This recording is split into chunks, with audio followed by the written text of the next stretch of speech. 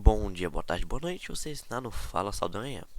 Vamos dar então continuidade aqui ao nosso livro, O Poder do Agora, com o capítulo número 8, que tem o título de Relacionamentos Iluminados. Tópico: Entre no agora, onde quer que você esteja. Pergunta que fizeram para o autor. Sempre pensei que a verdadeira iluminação fosse algo impossível, a não ser através do amor entre o homem e a mulher. Não é isso que nos faz sentir completos? Como alguém pode ter uma vida plena sem que isso aconteça? A sua experiência pessoal já lhe mostrou que isso é verdade? Já aconteceu com você? Comentário aqui que fizeram pro autor.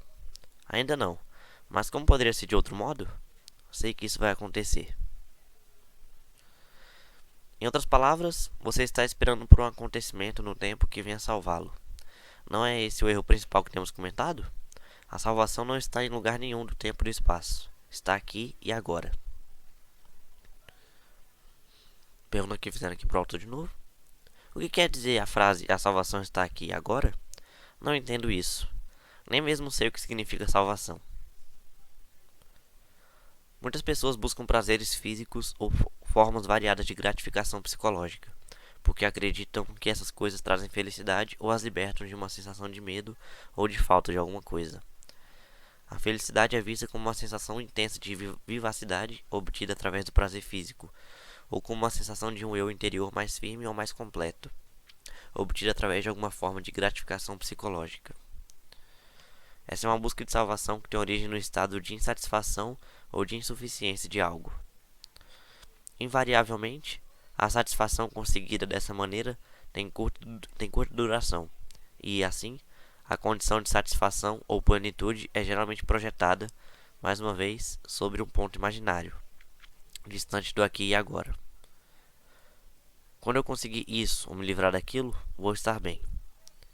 Essa é uma disposição mental inconsciente, que cria a ilusão de salvação no futuro. A verdadeira salvação é satisfação, paz, vida em toda a sua plenitude. É ser quem somos, sentir dentro de nós o bem que não tem opositores. A alegria do ser que não depende de nada que esteja fora de nós. Não é sentida como uma experiência passageira, mas como uma presença permanente. Na linguagem dos que creem em Deus, é conhecer Deus, não como algo externo a nós, mas sim como a nossa essência mais profunda. A verdadeira salvação consiste em conhecermos a nós mesmos como parte inseparável da vida única, livre do tempo e da forma, de onde se origina tudo o que existe. A verdadeira salvação é o estado de liberdade, do medo, do sofrimento, de uma sensação de insuficiência e de falta de alguma coisa, e, portanto, de todos os desejos, necessidades, cobiça e dependência. É libertar-se do pensamento compulsivo, da negatividade e, acima de tudo, do passado e do futuro, como uma necessidade psicológica. A nossa mente está dizendo que, do jeito que as coisas estão agora, não vamos conseguir chegar lá. Tem de acontecer alguma coisa, ou temos de nos tornar isso ou aquilo. Ela está dizendo, na verdade, que precisamos do tempo, que precisamos encontrar, negociar, fazer, conseguir, adquirir, compreender ou nos tornar alguém, antes de nos sentirmos livres e satisfeitos. Vemos o tempo como meio de salvação, quando na verdade ele é o grande obstáculo para a salvação. Imaginamos que não podemos chegar lá a partir do ponto em que estamos ou de quem somos neste momento, porque não nos sentimos porque não nos sentimos ainda completos ou bons o bastante. Mas a verdade é que o aqui e agora é o único ponto de partida para poder chegar lá. Chegamos lá ao perceber que já estamos lá. Encontramos Deus no momento em que descobrimos que não precisamos procurar Deus. Portanto, não existe apenas um caminho para a salvação. Várias circunstâncias podem ser usadas. Não é necessário haver uma em particular. Entretanto, só existe um ponto de acesso: o agora. Não existe salvação longe deste momento. Você está só, sem uma companhia? Acesse-o agora a partir da sua solidão. Você tem um relacionamento? Acesse-o agora a partir desse relacionamento. Não existe nada que possamos fazer ou obter que nos aproxime mais da salvação do que o momento presente. Não podemos fazer isso no futuro. Ou fazemos agora, ou simplesmente não fazemos.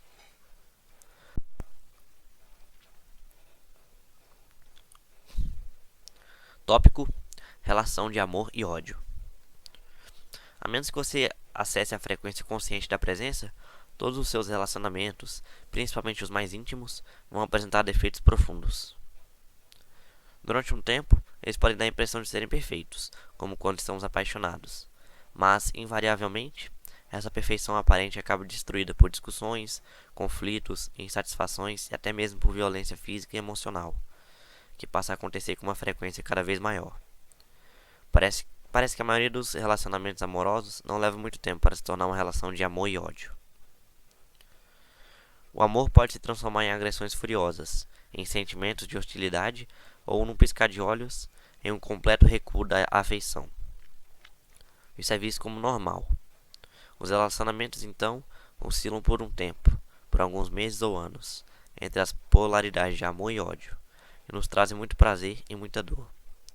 Não é pouco comum que os casais se tornem viciados nesses ciclos. Esse tipo de drama nos faz sentir vivos. Quando o equilíbrio entre as polaridades negativa e positiva é desfeito e os ciclos negativos e destrutivos acontecem com frequência e intensidade crescentes, não demora muito para o relacionamento acabar. Pode parecer que tudo se resolveria se conseguíssemos eliminar os ciclos negativos e destrutivos, permitindo que o relacionamento florescesse sem problemas. Mas isso não é possível. As polaridades são mutuamente interdependentes. Não podemos ter uma sem a outra. A positiva já contém dentro de si a negativa, ainda não manifestada. Ambas são, na verdade, aspectos diferentes de um mesmo sistema defeituoso. Estou tratando aqui dos chamados relacionamentos românticos, não do verdadeiro amor, que não possui opositores porque nasce além da mente. O amor como estado permanente ainda é raro de encontrar, tão raro quanto a consciência nos seres humanos. Entretanto, é possível haver lampejos breves e ilusórios de amor, sempre que existir um espaço no fluxo da mente. O lado negativo de um relacionamento é mais facilmente reconhecido como um defeito ou anormalidade do que o positivo. E é muito mais fácil reconhecer a fonte da negatividade no parceiro do que vê-la em nós mesmos. Ela pode se manifestar de várias formas, tais como possessividade, ciúme, controle, ressentimento, insensibilidade e egocentrismo, cobranças emocionais e manipulação, raiva e violência física, necessidade de ter sempre razão, de discutir, criticar, julgar, culpar, agredir, irritar ou se vingar, inconscientemente, de um sofrimento do passado imposto por um dos pais. Pelo lado positivo, há uma paixão pela outra pessoa. No primeiro momento, esse é um estado altamente gratificante. Sentimos que estamos intensamente vivos. Nossa existência passa a ter um significado, porque, de repente, alguém precisa de nós, nos deseja e nos faz sentir especiais. Além disso, provocamos as mesmas sensações no outro, o que faz com que os dois se sintam completos. O sentimento pode se tornar tão intenso que o resto do mundo perde o significado. Você deve ter percebido que existe uma certa dependência nessa intensidade. Ficamos viciados na outra pessoa, que age sobre nós como uma droga. Quando a droga está disponível, nos sentimos muito bem. Mas a possibilidade, ainda que remota, de que ela não esteja mais ali, disponível para nós, pode levar ao ciúme, à possessividade, a tentativas de manipulação através de chantagem emocional, culpa ou acusações, o que no fundo é o medo da perda. Se a outra pessoa nos abandonar mesmo, pode fazer nascer a mais intensa hostilidade, ou um profundo desespero. Em segundos, a ternura amorosa pode dar lugar à agressão selvagem ou a um desgosto terrível. Onde é que está o amor agora? Será que o amor pode se transformar no seu oposto em segundos? Será que era amor de verdade ou um vício, uma dependência? Tópico: o vício e a busca da plenitude. Pergunta que fizeram aqui pro autor. Por que nos viciaríamos na outra pessoa? O desejo de ter um relacionamento amoroso é universal porque as pessoas acreditam que a paixão, o amor, pode libertá-las do medo, da necessidade e do vazio que fazem parte da condição humana em seu estado de pecado e não iluminação. Existe uma dimensão física e outra psicológica para esse estado. No nível físico, é óbvio que não somos um todo, nem jamais seremos. Cada um de nós é homem ou mulher, o que equivale a dizer uma metade de um todo. Nesse nível, o desejo de ser completo, de retornar à unidade, se manifesta através da atração entre homem e mulher. É um impulso quase irresistível de união com a polaridade oposta de energia. A raiz desse impulso físico é espiritual, porque nele está o desejo ardente do fim de uma dualidade, de um retorno ao estado de completude. A união sexual é o mais perto que podemos chegar desse estado no nível físico. Essa é a razão pela qual ela é a experiência mais satisfatória que o reino físico pode nos oferecer. Mas a união sexual não passa de um lampejo breve de plenitude, um instante abençoado. Enquanto ela for inconscientemente vista como meio de salvação, você a verá como o fim da dualidade no nível da forma, um lugar onde ela não pode ser encontrada. Você teve um lampejo do paraíso, mas não pode ficar ali e se percebe, de novo, em um corpo separado. No nível psicológico, a sensação de falta, de não estar completo, é até maior do que no nível físico. Enquanto houver uma identificação com a mente, o sentido do eu interior é dado pelas coisas externas. Isso significa que você extrai o sentido de quem você é de coisas que não têm nada a ver com quem você realmente é, como seu papel na sociedade, suas propriedades, sua aparência externa, seus sucessos e fracassos, seus sistemas de crenças, etc. Esse eu interior falso, o ego construído pela mente, sente-se vulnerável, inseguro e está sempre em busca de coisas novas com as quais se identificar, para obter a sensação de que ele existe. Mas nada é suficiente para lhe dar uma satisfação duradoura. O medo permanece. A sensação de falta e de necessidade permanecem. Então acontece aquele relacionamento especial. Parece ser a resposta para todos os problemas do ego. Parece preencher todas as nossas necessidades. Todas aquelas outras coisas das quais você tinha extraído o sentido do eu interior se tornam relativamente insignificantes. Você agora tem um ponto focal que substitui todos os outros, que dá sentido à sua vida e até define a sua identidade. A pessoa por quem você se apaixonou. Você não é mais um fragmento isolado em um mundo insensível. Seu mundo agora tem um centro, a pessoa amada. O fato de que o centro está fora de você, e, portanto, você ainda tem um sentido de eu interior derivado das coisas externas, parece não importar muito no primeiro momento. O que importa é que aquelas sensações de medo, falta, vazio e insatisfação não estão mais presentes. Ou será que estão? Será que elas desapareceram ou continuam a existir por baixo da aparente felicidade? Se em seus relacionamentos você vivenciou tanto o amor quanto seu oposto, então é provável que você esteja confundindo o apego do ego e a dependência com o amor. Não se pode amar alguém em um momento e atacar essa pessoa no momento seguinte. O verdadeiro amor não tem oposto. Se o seu amor tem oposto, então não é amor, mas uma grande necessidade do ego de obter um sentido mais profundo e mais completo do eu interior. Uma necessidade que a outra pessoa preenche temporariamente. É uma forma de substituição que o ego encontrou, e por um curto período, ela parece ser mesmo a salvação.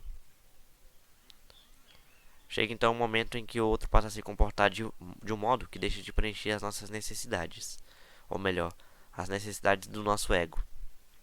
As sensações de medo, sofrimento e falta, que estavam encobertas pelo relacionamento amoroso, voltam a aparecer.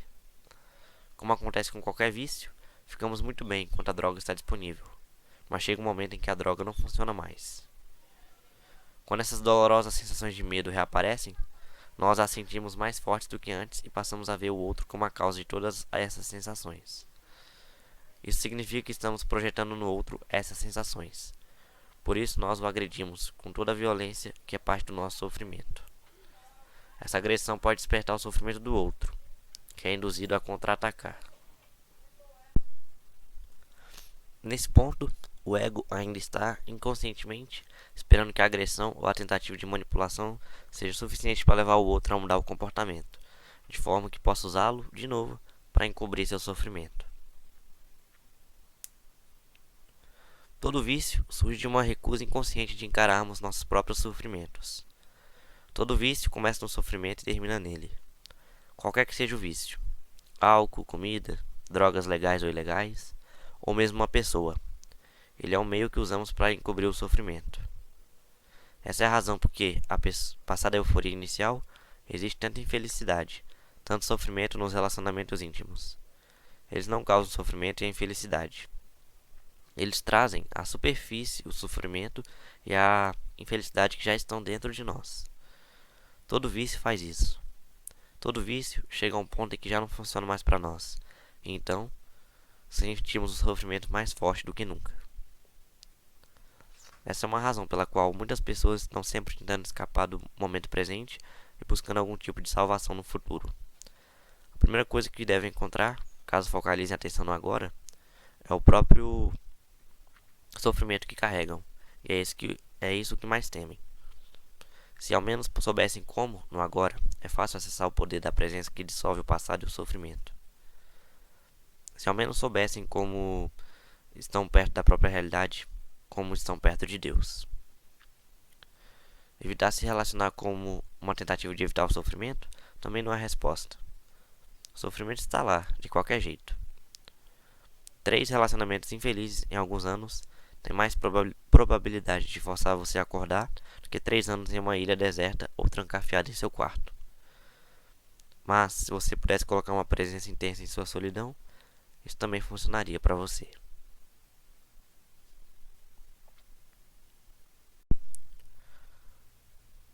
Tópico: transformando as relações viciadas em relações iluminadas. Pergunta aqui pro autor: podemos transformar um relacionamento viciado em um relacionamento verdadeiro?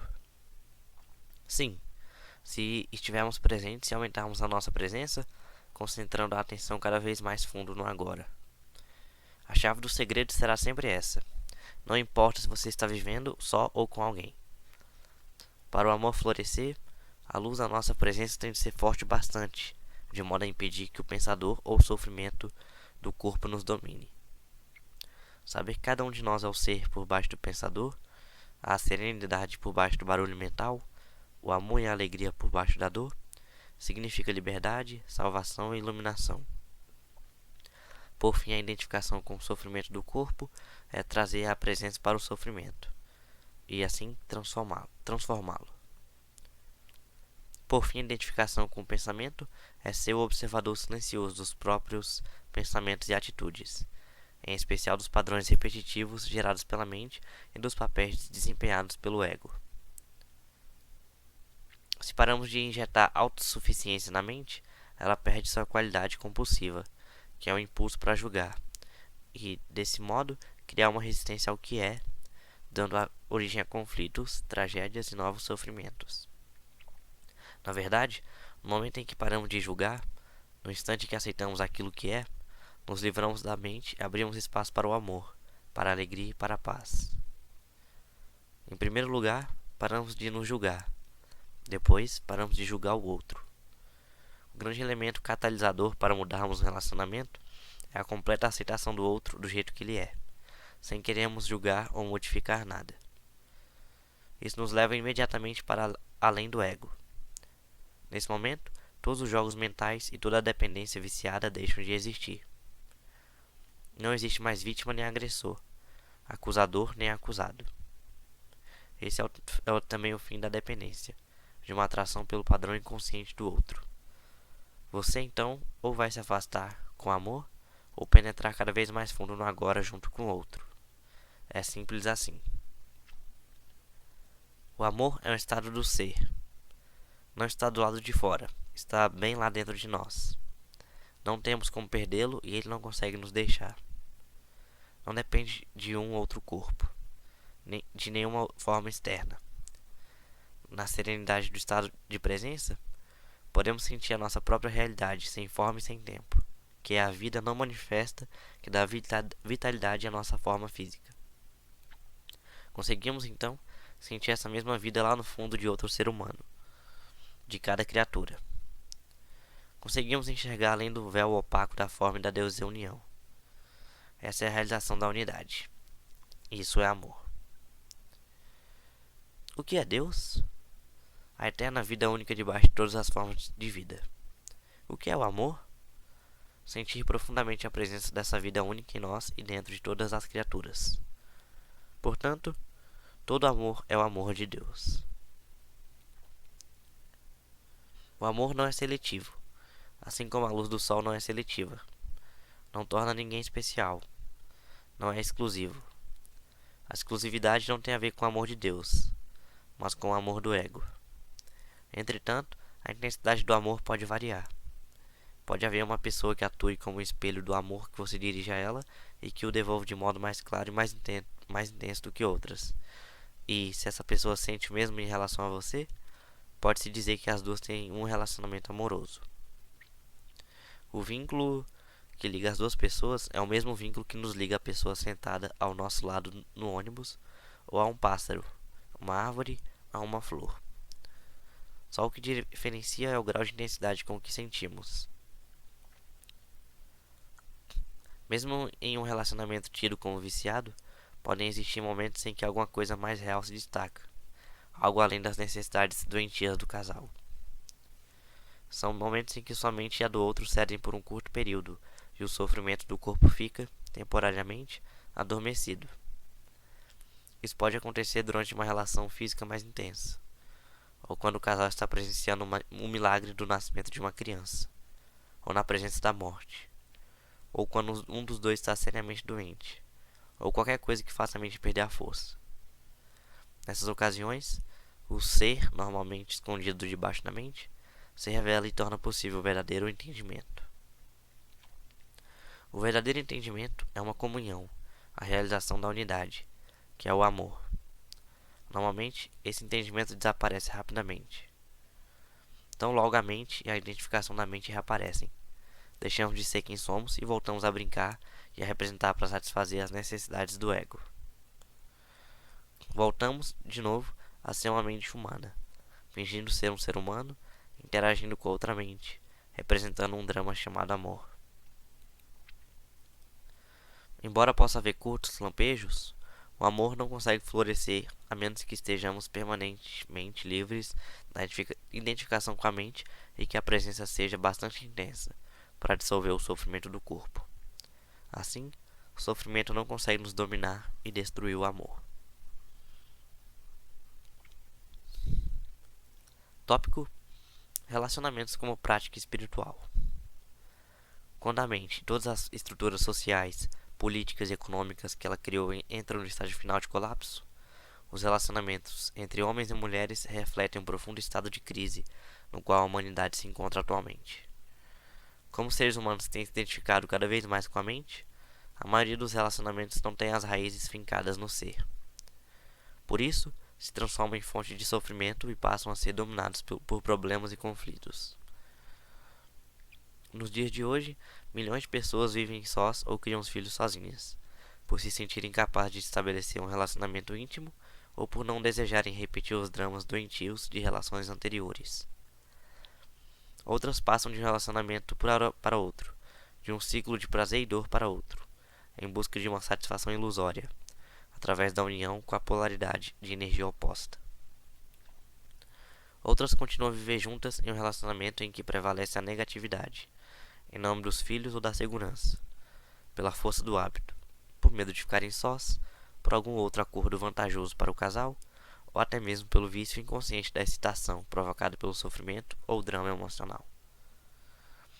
Porém, toda crise representa não só perigo, mas também oportunidade. Se os relacionamentos energizam e elevam os padrões da mente egóica e ativam o sofrimento do corpo, como está acontecendo agora, por que não aceitar esse fato em vez de tentar escapar dele?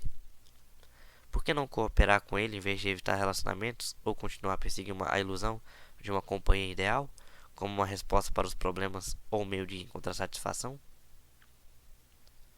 A oportunidade escondida dentro de cada crise não se manifesta até que sejam conhecidos e aceitos todos os fatos, de qualquer tipo, relacionados a uma situação. Enquanto você negá-los, tentar fugir deles ou desejar que as coisas sejam diferentes, a janela da oportunidade não se abre e você permanece preso àquela situação, que vai continuar a mesma ou vai se deteriorar mais adiante. O conhecimento e a aceitação dos fatos trazem também um certo grau de distanciamento deles. Por exemplo, quando você sabe que existe desarmonia e retém esse saber, isso significa que surgiu um novo fator através do seu saber e que a desarmonia não poderá se manter inalterada. Quando você sabe que não está em paz, o seu saber cria um espaço de serenidade que envolve a falta de paz em um abraço terno e amoroso. Então transforma a falta de paz em paz. No que se refere à transformação interior, não há nada que você possa fazer a respeito. Você não pode transformar a si mesmo. E é claro que não pode transformar seu companheiro ou qualquer pessoa. Tudo que você pode fazer é criar um espaço para a transformação acontecer, para a graça e o amor penetrarem. Portanto, sempre que o seu relacionamento não estiver bom, sempre que fizer aflorar a loucura em você e em seu parceiro, fique feliz. O que estava consciente estava vindo à luz. É uma chance de salvação. Sustente a cada instante o saber de cada momento, em especial do seu estado interior. Se houver raiva, saiba que é raiva. Se houver ciúme, defesa, impulso para discutir, uma necessidade de ter sempre razão, uma criança interior reclamando amor e atenção, ou um sofrimento emocional de qualquer tipo, seja o que for, saiba a realidade do momento e sustente esse conhecimento. O relacionamento passa a ser o seu sadhana, a sua prática espiritual. Se você notar um comportamento inconsciente no parceiro, prenda-o no braço amoroso do seu saber, de modo que você não tenha uma reação. A inconsciência e o conhecimento não conseguem conviver por muito tempo. Mesmo que o conhecimento esteja só com uma pessoa e a outra não tenha consciência do que está fazendo. A forma de energia que existe por trás da agressão e da hostilidade acha a presença do amor absolutamente insuportável. Se você reage à inconsciência do seu parceiro, você também fica inconsciente. Mas se você ficar alerta à sua reação, nada está perdido. A humanidade está sob uma grande pressão para se desenvolver, porque é a sua única chance de sobreviver como raça. Isso vai afetar cada aspecto da nossa vida e de nossos relacionamentos. Nunca antes os relacionamentos foram tão problemáticos e oprimidos por conflitos como hoje em dia. Você deve ter notado que eles não aparecem para nos fazer felizes ou satisfeitos. Se você continuar buscando um relacionamento como forma de salvação, vai se desiludir cada vez mais. Mas se você aceitar que o relacionamento está aqui para tornar você consciente em lugar de feliz, então o relacionamento vai lhe oferecer a salvação e você estará se alinhando com a mais alta consciência que quer nascer neste mundo. Para os que se mantiverem apegados aos padrões antigos, haverá cada vez mais sofrimento, violência, confusão e loucura. Comentário aqui que fizeram para o autor. Suponho que sejam necessárias duas pessoas para transformar um relacionamento em uma prática espiritual, conforme você sugeriu. O meu parceiro, por exemplo, continua com suas antigas atitudes de ciúme e controle. Já chamei sua atenção para isso inúmeras vezes, mas ele é incapaz de perceber. Quantas pessoas são necessárias para transformar sua vida em uma prática espiritual? Não se incomode caso o parceiro não queira cooperar. É através de você que a sanidade, ou seja, a consciência consegue chegar a este mundo. Você não tem de esperar o mundo se curar, ou alguém se tornar consciente, antes de poder alcançar a iluminação. Pode ter de esperar para sempre. Não acuse o outro de não ter consciência. No momento em que a discussão começar, é um sinal de que você passou a se identificar com uma posição mental e a defender não só aquela posição, mas também o seu sentido do eu interior. O ego está no comando. Você acabou de ficar inconsciente. Às vezes, isso pode servir para apontar certos aspectos do comportamento do parceiro. Se você estiver muito alerta, muito presente, pode agir sem o envolvimento do ego, sem culpar, acusar ou fazer o outro se sentir errado. Se o outro se comportar de modo inconsciente, abandone qualquer julgamento.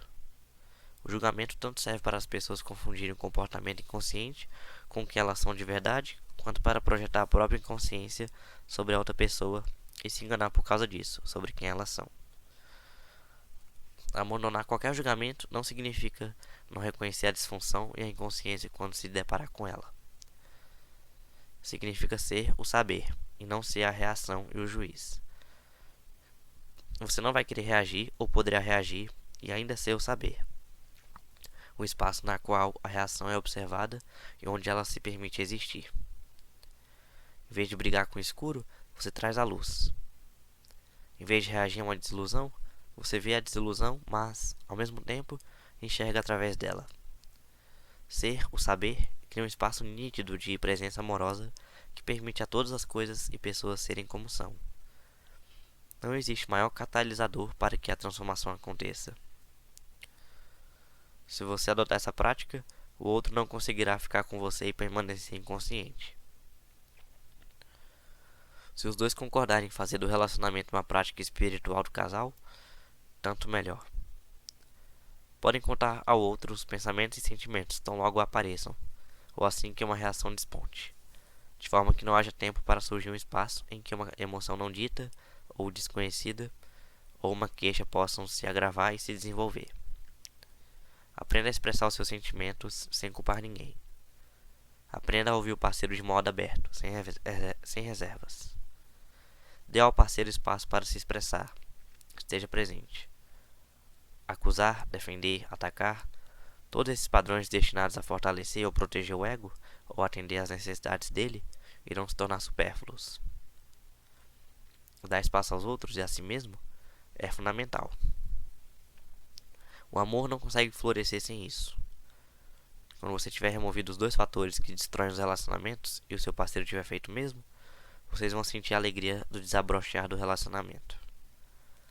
Em vez de refletir o sofrimento e a inconsciência, em vez de satisfazer as necessidades mútuas viciadas do ego, vocês vão refletir para o outro o amor que sentem lá no fundo, que surge com a realização da unidade de cada ser com tudo o que existe. Esse é o amor que não tem opositores. Se o seu parceiro continua identificado com a mente e com o sofrimento, mas você já se libertou deles, vai ser um grande desafio. Não para você, mas para ele. Não é fácil conviver com uma pessoa iluminada. Ou melhor, é tão fácil que o ego acha extremamente ameaçador. Lembre-se que o ego precisa de problemas, disputas e inimigos para fortalecer o sentido de separação de onde tira a sua identidade. A mente do parceiro não iluminado ficará profundamente frustrada, porque não encontrará resistência às suas posições rígidas, o que significa que ela vai se tornar insegura e enfraquecida. Além do perigo dessas posições desabarem todas juntas, resultando na perda do eu interior. O sofrimento do corpo pedirá uma resposta, mas não irá obtê-la. Sua necessidade de discussões, dramas e disputas não será atendida. Mas atenção! Algumas pessoas que são fechadas, retraídas, insensíveis ou distanciadas dos sentimentos podem imaginar que são iluminadas e tentam convencer os outros disso. Elas podem sustentar que não existe nada errado com elas e que o erro está no parceiro. Os homens têm mais tendência a agir assim do que as mulheres. Talvez vejam suas mulheres como irracionais ou emocionais. Mas se você consegue sentir suas emoções, não está muito distante do radiante eu interior que está logo ali sob elas. Se você age mais com a cabeça, a distância é muito maior e você vai precisar colocar a emoção no corpo antes de poder alcançar o corpo interior. Se não houver uma emanação de amor e de alegria, uma presença completa e uma abertura na direção de todos os seres, então não há iluminação. Outro fator indicativo é o modo como a pessoa se comporta em situações difíceis ou desafiadoras, ou quando as coisas vão mal. Se a sua iluminação é uma ilusão egóica do eu interior, a vida logo vai lhe aprontar um desafio que fará aflorar a inconsciência sob qualquer forma. Medo, raiva, defesa, julgamento, depressão, etc. Se você estiver em um relacionamento, muitos desses desafios vão se manifestar através do seu parceiro. Por exemplo, uma mulher pode ser desafiada por um homem indiferente, que vive quase exclusivamente em seu próprio mundo. O desafio está na inabilidade dele em ouvi-la, em dar a ela atenção e espaço para ser alguém, decorrente da falta de presença dele. A ausência de amor no relacionamento, que normalmente é mais percebida pela mulher do que pelo homem, vai desencadear o sofrimento na mulher. Através dele, ela vai atacar o parceiro, culpando-o, criticando-o, atribuindo-lhe o erro, etc. Agora, o desafio passou a ser dele. Para se defender contra a agressão desencadeada pelo sofrimento dela, que considera totalmente sem razão, ele vai se aferrar cada vez mais às suas posições mentais, enquanto se justifica, se defende ou contra-ataca. Isso, no fim, pode até ser mesmo vir ativar o sofrimento dele. Quando as duas partes foram dominadas, é sinal de que atingiram um nível de profunda inconsciência. Isso não vai ceder até que as duas partes tenham se abastecido de muito sofrimento, entrando então no estágio de calmaria, até que tudo volte a acontecer. Cada desafio como o que descrevi acima contém uma oportunidade disfarçada para atingirmos a salvação. Por exemplo, a hostilidade da mulher pode se tornar um sinal para o homem sair do seu estado identificado com a mente, despertar no agora e estar presente, em vez de ficar cada vez mais inconsciente. Em vez de ser o sofrimento, a mulher poderia ser ou saber que observa o sofrimento emocional em si mesma, acessar o poder do agora e iniciar a transformação do sofrimento. Isso evitaria a projeção compulsiva e automática do sofrimento para o mundo exterior. Ela poderia expressar seus sentimentos para o seu parceiro. Naturalmente, não há uma garantia de que ele vai escutar, mas uma boa oportunidade para ele se tornar presente e quebrar o ciclo doentio de uma representação involuntária de seus velhos padrões mentais. Se a mulher perder essa oportunidade, o homem poderá observar sua própria reação emocional e mental ao sofrimento dela. A maneira como ele se coloca na defensiva, em vez de ser a reação. Poderá então identificar o momento em que começa seu próprio sofrimento e trazer consciência às suas emoções.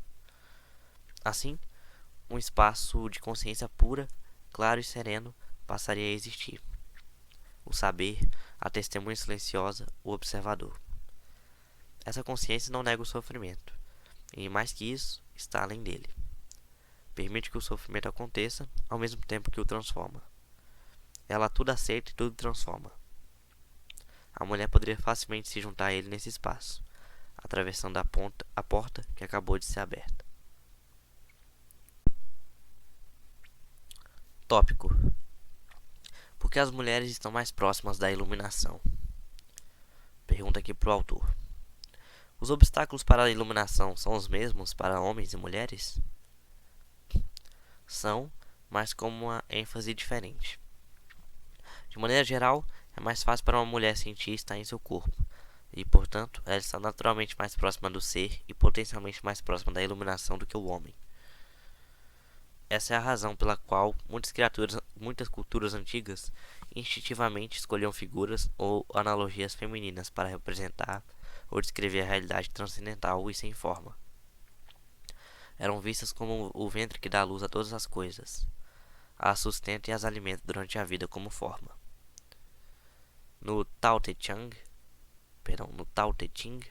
um dos livros mais antigos e profundos escritos em todos os tempos, o Tao, que pode ser traduzido como ser, é descrito como infinito, eternamente presente, a mãe do universo. Naturalmente, as mulheres estão mais próximas dele do que os homens, porque elas corporificam o não manifesto. Além disso, todas as criaturas e todas as coisas, no final, voltam à fonte.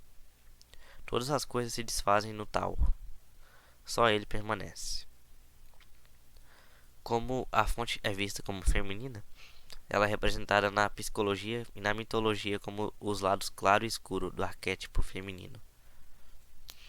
A deusa ou mãe divina tem dois aspectos: dai e tira a vida.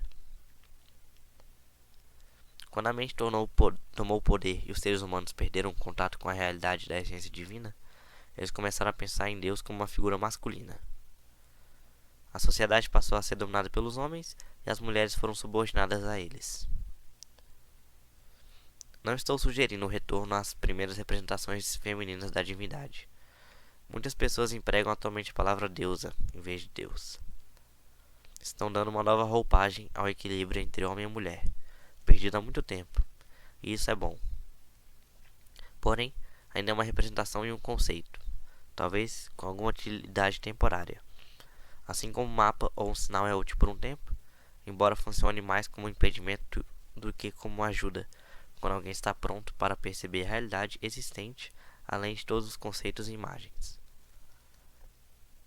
O que permanece mesmo verdade, entretanto, é que a frequência de energia da mente parece ser essencialmente masculina. A mente resiste, briga pelo controle, usa, manipula, agride, tenta se apoderar e possuir, etc. Essa é a razão pela qual o Deus tradicional é uma figura patriarcal, uma autoridade controladora, um homem sempre furioso, que devemos temer, como sugere o Velho Testamento. Esse Deus é uma projeção da mente humana. Para irmos além da mente e nos religarmos à profunda realidade do ser, são necessárias qualidades muito diferentes. Entrega, não julgamento, uma abertura que permita a vida existir em vez de resistir, a capacidade de sustentar todas as coisas no amoroso abraço do saber. Todas essas qualidades têm muito mais a ver com o princípio feminino. Enquanto a energia da mente é pesada e rígida, a energia do ser é leve e flexível, mas ainda assim é muito mais poderosa do que a mente. A mente governa a nossa civilização, enquanto o ser é encarregado de todas as formas de vida em nosso planeta e além dele. O ser é a própria inteligência, cuja manifestação visível é o universo físico. Embora as mulheres estejam potencialmente mais próximas dele, os homens também conseguem ter acesso a ele, dentro de si mesmos. Neste momento, a imensa maioria dos homens e das mulheres ainda está sob o domínio da mente. É ela que impede a iluminação e o florescimento do amor. Como regra geral, o maior obstáculo para os homens tende a ser a mente pensante, enquanto o maior obstáculo para as mulheres é o sofrimento, embora em casos isolados o oposto possa ser verdade. Em outros, os dois fatores possam ter o mesmo peso. Tópico: dissolvendo o sofrimento coletivo feminino. Pergunta para o autor: por que o sofrimento é um obstáculo maior para as mulheres? O sofrimento, em geral, tem um aspecto coletivo e um pessoal. O aspecto pessoal é o resíduo acumulado de problemas e sofrimentos emocionais que a própria pessoa vivenciou no passado. O aspecto coletivo é o sofrimento acumulado na psique da humanidade por milhares de anos, através de doenças, torturas, guerras, assassinatos, crueldades, loucuras, etc. O sofrimento de cada um de nós também faz parte desse sofrimento coletivo. Por exemplo, certos países onde ocorrem formas extremas de luta e de violência possuem um sofrimento coletivo mais intenso do que outros. Qualquer pessoa com um forte sofrimento e sem consciência bastante para se desligar dele, não só será forçada, de modo contínuo ou periódico, a reviver o sofrimento emocional, como também pode facilmente se tornar autor ou vítima de violência. Por outro lado, essas pessoas também podem estar potencialmente mais próximas da iluminação. Claro que esse potencial nem sempre se realiza, mas se você tiver um pesadelo, provavelmente terá mais motivos para despertar do que alguém que acabou de ter um sonho comum sobre as dificuldades da vida. Além do sofrimento pessoal, cada mulher tem participação naquilo que pode ser descrito como sofrimento feminino coletivo, a menos que ela esteja plenamente consciente.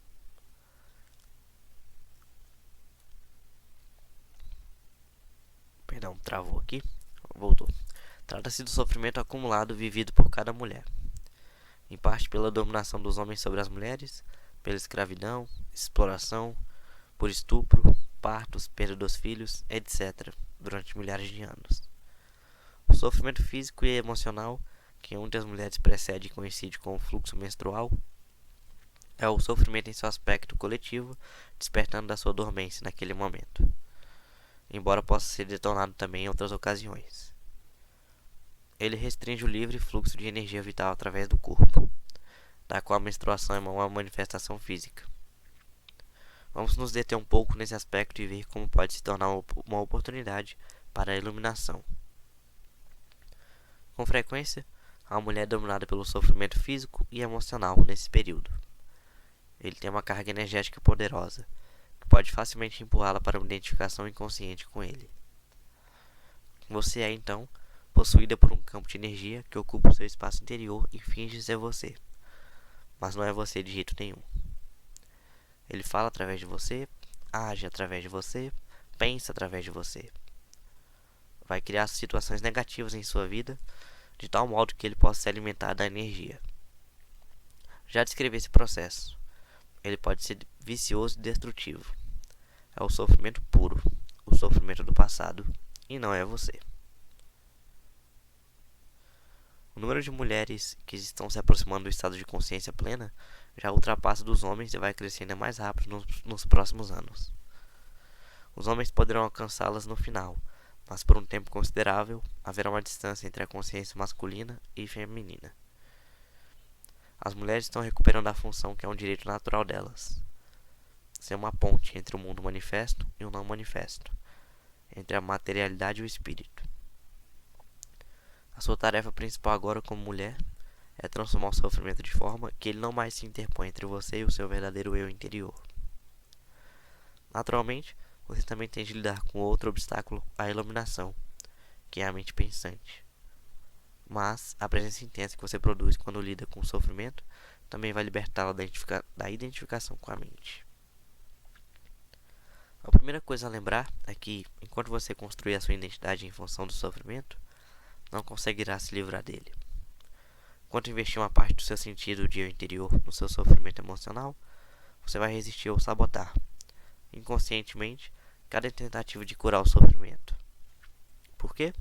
Porque você quer se manter inteira e o sofrimento se tornou parte essencial de você. Esse é um processo inconsciente e o único caminho para superá-lo é torná-lo consciente. Perceber de repente que você está ou tem estado preso ao sofrimento pode lhe causar um choque. No momento em que percebe isso, você acabou de romper com a ligação.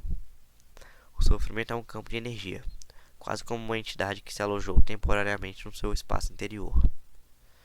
É a energia da vida que foi aprisionada, uma energia que não está mais fluindo.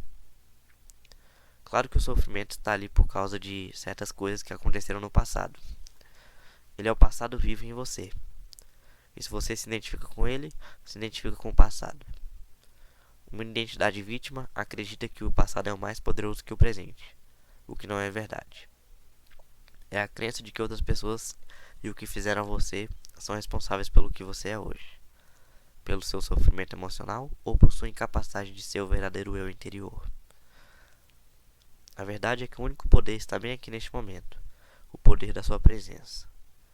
Uma vez que saiba disso, perceberá também que só você é responsável pelo seu espaço interior neste momento e que o passado não consegue prevalecer sobre o poder do agora. Portanto, a identificação impede você de lidar com o sofrimento. Algumas mulheres, conscientes o bastante para abandonar a identidade de vítima no nível pessoal, ainda estão presas a uma identidade coletiva de vítima, que atribuem ao que os homens fizeram às mulheres. Elas estão certas, mas também estão erradas. Estão certas porque o sofrimento coletivo feminino é, em grande parte, decorrente da violência masculina infligida às mulheres, bem como da repressão dos princípios femininos por todo o planeta durante milênios. Estão erradas se extraírem o sentido do interior desse fato e assim se mantiverem aprisionadas em uma identidade coletiva de vítima. Se uma mulher continua agarrada à raiva, a ressentimentos ou condenações, ela continua agarrada ao seu sofrimento. Isso pode dar a ela um reconfortante sentido de identidade, de solidariedade com outras mulheres, mas a mantém escravizada ao passado e bloqueia um acesso integral à sua essência e ao poder verdadeiro. Se as mulheres se afastam dos homens, favorecem um sentido de separação e, portanto, um fortalecimento do ego. Quanto mais forte seu ego, mais distante você está da sua verdadeira natureza. Assim, não use o sofrimento para criar uma identidade. Use-o, em vez disso, para a iluminação. Transforme-o em consciência. Uma das melhores épocas para fazer isso é durante a menstruação. Acredito que nos próximos anos, Muitas mulheres irão atingir o estado de consciência plena durante esse período. Normalmente, esse é um tempo de inconsciência para muitas mulheres, porque são dominadas pelo sofrimento coletivo feminino. Entretanto, você pode reverter isso uma vez que tenha alcançado um determinado nível de consciência. E assim, em vez de se tornar inconsciente, você fica mais consciente. Já descrevi antes esse processo básico, mas vou apresentá-lo de novo. Desta vez com uma referência especial ao sofrimento coletivo feminino. Quando você percebe que o período menstrual está se aproximando, antes mesmo de sentir os primeiros sinais de que é comumente chamada tensão pré-menstrual, o despertar do sofrimento coletivo feminino, mantenha-se muito alerta e ocupe o seu corpo o mais que puder. Quando o primeiro sinal aparecer, você vai precisar estar bastante alerta para agarrá-lo, antes que ele domine você. Por exemplo, o primeiro sinal pode ser uma grande e súbita irritação ou um lampejo de raiva, ou simplesmente um sintoma físico. Seja lá o que for, agarre-o antes que ele domine o seu pensamento ou comportamento. Isso significa simplesmente colocar o foco da sua atenção sobre ele.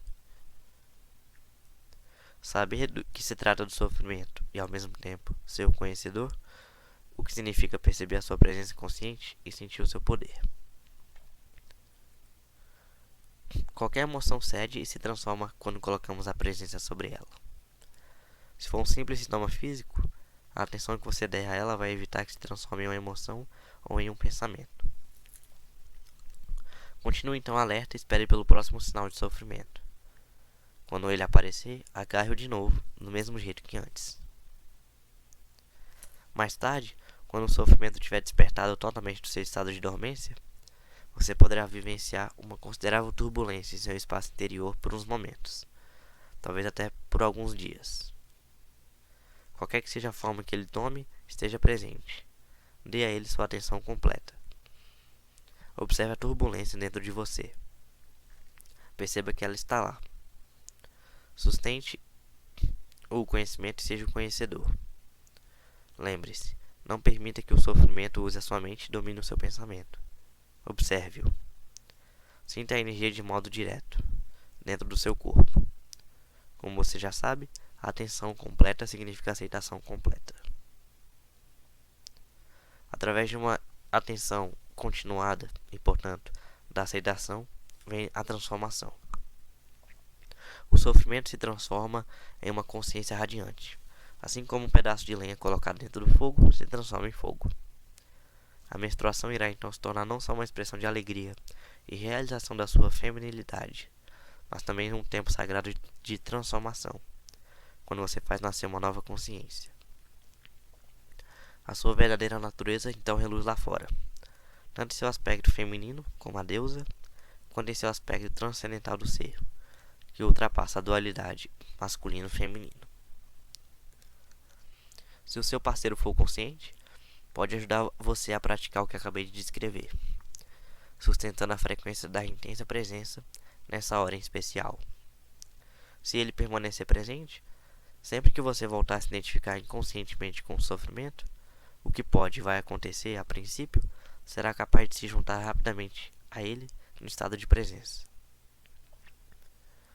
Isso significa que sempre que o sofrimento dominar você, seja durante a menstruação ou em outras ocasiões, seu parceiro não vai confundi-lo com quem você é. Mesmo que o sofrimento o ataque, como provavelmente acontecerá, ele não vai reagir como se fosse você, nem se retirar ou apresentar algum tipo de defesa. Ele vai sustentar o espaço da presença intensa. Nada mais é necessário para a transformação. Outras vezes, você será capaz de fazer o mesmo por ele ou de ajudá-lo a recuperar a consciência, retirando-a da mente ao desviar a atenção para o aqui e agora, e quando ele ficar identificado com o pensamento. Assim, um campo permanente de energia de alta frequência vai aparecer entre vocês. Nenhuma ilusão, sofrimento, disputa, nada. Nada que não seja vocês. Nada que não seja amor pode sobreviver dentro dele. Isso significa a realização do divino, o propósito transpessoal do seu relacionamento. Tópico: desistindo do relacionamento consigo mesmo. Pergunta que fizeram aqui pro autor. Quando alguém está plenamente consciente, será que tem necessidade de um relacionamento? Um homem ainda se sentirá atraído por uma mulher? Uma mulher se sentirá incompleta sem um homem? Iluminado ou não, no nível da sua identidade com a forma, você não está completo. Você é a metade do todo. E isso é percebido como atração homem-mulher. Movimento em direção à polaridade oposta de energia, não importa qual seja o seu nível de consciência. Mas nesse estado de conexão interior, você percebe essa atração em algum lugar sobre a superfície ou na periferia da sua vida. O universo inteiro parece as ondas e marolas sobre a superfície de um oceano imenso e profundo. Você é esse oceano e, naturalmente, também é a marola. Mas uma marola que percebeu a sua verdadeira identidade como oceano e sabe que, em comparação a essa vastidão e profundidade, o mundo das ondas e marolas não é assim tão importante. Isso não significa que você não se relaciona profundamente com outras pessoas ou com seu parceiro. Na verdade, você só consegue se relacionar se tiver consciência do ser. A partir do ser, você é capaz de enxergar além do véu da forma. No ser, homem e mulher são uma unidade. A sua forma pode continuar a ter algumas necessidades, mas o ser não tem nenhuma. Já está completo inteiro. Se essas necessidades forem preenchidas, será ótimo, mas não faz diferença para o seu estado interior mais profundo. Portanto, caso a necessidade de uma polaridade masculina ou feminina não seja preenchida, é perfeitamente possível para uma pessoa iluminada perceber que falta alguma coisa no nível externo e, ao mesmo tempo, sentir-se totalmente completa e insatisfeita no nível interno. Tópico: na busca da iluminação, ser homossexual serve de vantagem, obstáculo ou não faz qualquer diferença? Ao se aproximar da idade adulta, a incerteza da sexualidade, seguida da percepção de que você é diferente dos outros, pode forçar uma desidentificação dos padrões socialmente condicionados de pensamento e comportamento. Isso vai elevar, automaticamente o seu nível de consciência sobre a inconsciência predominante, onde as pessoas inquestionavelmente carregam todos os padrões herdados. Nesse sentido, ser homossexual pode ser uma vantagem até certo ponto. Ser um estranho, alguém que não se enquadra com os outros, ou é rejeitado por eles por qualquer razão, torna a vida difícil, mas também traz uma vantagem com relação à iluminação. Tira você da inconsciência quase que à força. Por outro lado, se você desenvolve um sentido de identidade baseado na sua homossexualidade, escapa de uma armadilha para cair em outra. Você vai desempenhar papéis e jogos ditados pela imagem mental que tem de si mesmo como homossexual. Vai se tornar inconsciente. Vai virar uma falsidade. Debaixo da sua máscara do ego, vai estar muito infeliz. Se isso acontece com você, ser homossexual vira um obstáculo. Mas existe sempre uma nova oportunidade. Uma infelicidade aguda pode ser um grande elemento despertador. Pergunta aqui pro autor. É verdade que cada um de nós precisa ter um bom relacionamento consigo mesmo antes de se relacionar com outra pessoa? Se você não consegue ficar à vontade consigo mesmo, vai procurar um relacionamento para encobrir o seu desconforto. Só que esse desconforto vai reaparecer de alguma outra forma no relacionamento. E você provavelmente atribuirá a responsabilidade ao seu parceiro. Tudo que você precisa fazer é aceitar este momento plenamente. Você estará então à vontade no aqui e agora, e à vontade consigo mesmo. Mas será que você precisa ter um relacionamento com você mesmo? Por que não ser apenas você? Quando se relaciona com você mesmo, já se dividiu em dois: eu e eu mesmo, sujeito e objeto. Essa dualidade criada pela mente é a raiz de toda a complexidade desnecessária, de todos os problemas e conflitos em sua vida. No estado de iluminação, você é você mesmo. Você e você mesmo se fundem em um só. Você não se julga, não sente pena de si, não se orgulha de si, não se ama, não se odeia, etc. A divisão provocada pela consciência está curada e sua maldição removida. Não existe um você mesmo que seja preciso proteger, defender ou alimentar. Quando você está iluminado, não tem mais um relacionamento consigo mesmo. Uma vez que tenha aberto mão disso, todos os seus outros relacionamentos serão de amor. Final do capítulo número 8.